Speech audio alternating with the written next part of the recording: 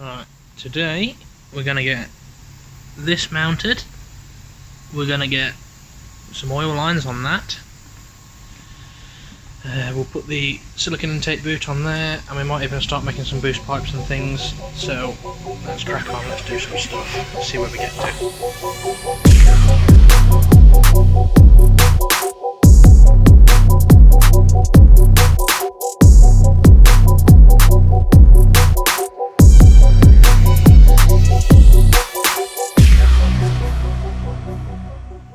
First person that mentions AN fittings, AN lines, why didn't you do this?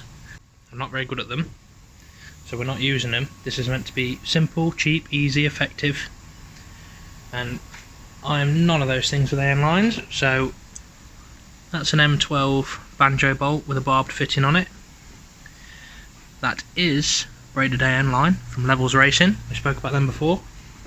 And then basically down here, get the torch. And down here, if I stuff the camera in as best as I can, try and get some good light there, some good light. You can see another banjo fit in there.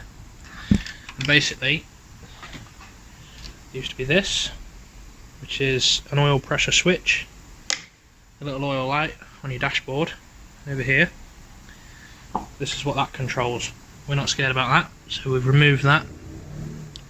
We'll run a gauge if we have to. We will run a gauge because we need to, let's put it that way. Yeah, so back of the oil filter housing, you have to remove the upper manifold, you have to remove the lower manifold. I've done all that. I didn't film it, I apologise. But yeah, it's just a M12 by 1.5 fitting in the back of there. AN4 hose, Jubilee clipped onto a barbed fitting, so that's dead easy for us. It's all the way around here. I'm going to get some heat sleeving from this, from Levels Racing again. That one there's a M12 by 1.25 because it's a Chinese turbo. But same idea, bolt on, that's your oil feed is done. What's that, 2 minutes in the video? Told you it was going to be easy. Right, so we've got oil going in. We now need oil coming back out. So on the bottom of there is actually an OEM Ford Transit Mark 7 fitting. Just chopped it down, and then again Jubilee clipped some pipe on there. So down in that lower timing cover you see there's another banjo fitting. Basically what we did, took the rocker cover off, took the upper timing cover off, took the thermostat housing and everything out, took the water pump pulley off but left the pump in, crank pulley off, and then took the lower timing cover off. And then I've drilled and tapped that to M16, and then literally just bolted a banjo straight in to the lower timing cover. So I've just taken the radiator and everything out. That'll now give us a bit more access to viewing the oil drain. What I would recommend if I was going to do it again is basically there's a little raised section on this timing cover, and it's raised because there's a bolt behind it. Now luckily this bolt is big enough that it goes round to the other bolt, but what I would do is I would drill and tap it in this section here, this triangle. Nothing behind there, it's a much better space to put this in, obviously lower again. You can see in there how it all fits together quite nicely. I'm going to buy some braided. I did buy some braided from Levels Racing, but I ordered the wrong size. Not sure where it is. Yeah, Ross did tell me it was the wrong size, but you know what I'm like, I just ignore people when I shouldn't. He knows what he's talking about, so we are going to put the bigger size on there. And then as long as the diameter of the pipe is large enough, which is usually 1/2 inch or above, and as long as you're actually gravity feeding it, so it's always going downhill, it'll be fine. The only other thing to note, if you did want to go into the sump, make sure you're going into the sump at a higher point than the oil level resting. So obviously you'll have so much oil in the sump, for example 5 litres. Make sure your drain is above that level in the sump. You always want oil to drain onto the oil, not into the oil. So I've been over to see Martin at Ill Motion Drift Works. He's basically donated all of this for us to play around with.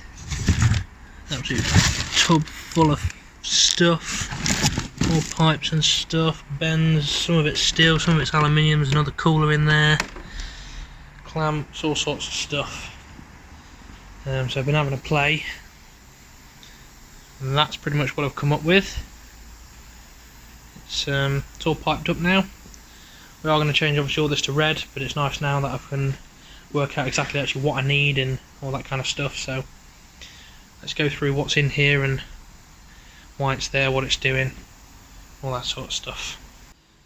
Intercooler wise, I've basically just bent up some flat bit of steel. It's effectively a 45-degree bend and then a 90-degree twist, and I've just welded that on the inside of the nose cone. So obviously the intercooler and nose cone come off as a unit. 2-inch 90-degree bend, 2-inch to 2.5-inch elbow, 2.5-inch to 2 3/4. I think this is actually 2.5-inch pipe, but I was going to use 2 3/4, so I might just sort that. Again, that's meant to be a 90-degree elbow, but because we're using a straight piece, it's pulled all the angles to where they shouldn't be. I'm just going to get a friend to put a bend in this.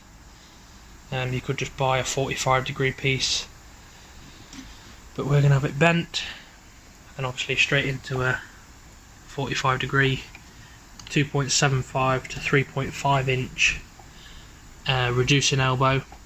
Again, I should have bought a 3.5 to a 2.5 because this is 2.5, but 2.75 is the original MAF size. So if you were running a MAF sensor, it would fit direct. There's no port for crankcase breather on the back of it. We just vent to atmosphere, so I didn't need it. So just a nice cheap 45-degree reducing elbow, and that basically pipes up the entirety of a turbo. That's it. There's no magic, there's no bits I've missed out, there's nothing I'm hiding from you. That is it.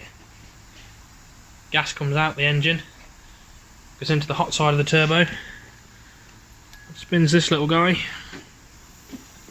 which is connected to that little guy if I spin it from the back. Air then goes in the turbo, gets compressed by the compressor, out there, around there, cools down, because obviously if you compress air it gets hot, out the cooler, up the pipework, and into the engine. That's a turbo, that's it. As long as you're putting oil to the turbo and you're draining it back to the engine, it will run turboed. Right, so as you can tell, got the jump packs out. The reason I've got two is basically they were both fully charged, but been having some issues with the engine. It's been stood for a while, so one of them's basically gone flat. So I've got two on there just to make sure we can turn it over properly. Effectively we had it running like a lawnmower, and then we found out it was only running on one cylinder. Over here somewhere I have a little temperature doodah thingy. Basically been going in there, it's been giving us temperature readouts. Found out it was only running on one cylinder, cylinder number 2. So we've been checking spark, checking fuel, checking all that sort of stuff. I'm not going to put it in the video because it's really laborious and boring, so we're going to skip all that, but take it from me, it's now, well, it's not that bright out there anymore. It's been an all day thing. Harry's been here, bless him, he's been helping me. Probably gone insane without him, but yeah, we're now running on all 4. So we'll give it a start up. It's not going to be running very well because obviously it's on an old map for my old engine, but it'll be enough to get this started, so let's give that a crack.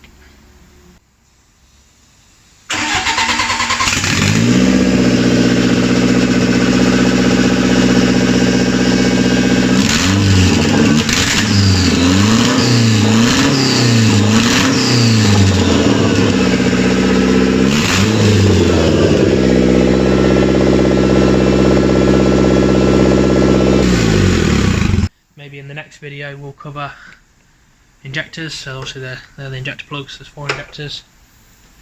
We'll cover ECU, that's actually plug and play, but we'll get to that. And that will then pretty much wrap this up until the 1st of December. I'm going to go and see Bailey Performance, so I'll put him here somewhere. Dale at Bailey Performance has mapped all my cars, he's a very clever bloke, a very humble bloke. Just a really nice person to be around. He'll make sure the car runs properly before we start mapping. So we're gonna go back to him. He's a really good man. But I think that'll wrap it up for this video. I'll see you in the next one. Bye bye.